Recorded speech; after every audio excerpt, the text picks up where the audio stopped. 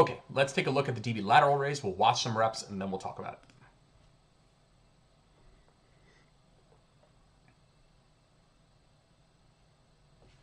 And then we'll take a look at a couple from the side.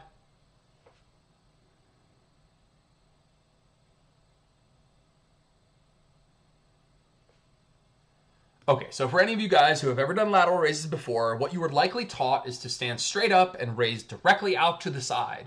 And I understand that because I taught that at some point too, but from what we've learned about the way we want to train the medial or the lateral head of the delt, that we don't actually want to be raising directly out to the side. We want to be raising in what's called the scapular plane, which is just a fancy way of saying slightly out in front of the body, which you can see in this angle here.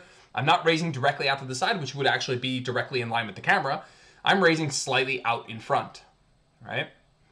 And so if we look at the front view, you can see that I actually line up with the dumbbells on my sides here on a slight diagonal in the same path that I want to move the dumbbells off the side of my body, but slightly directly or slightly out in front, right? So we have this path of slightly out in front of the body, right?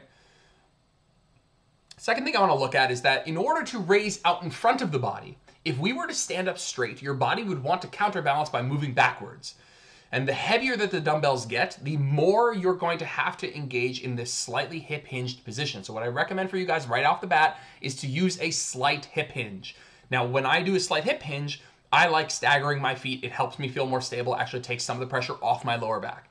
And so the cues that I would recommend are a slight hip hinge, right? That means slight lean forward with a neutral spine, not rounding at the back, not slouching, slight hip hinge.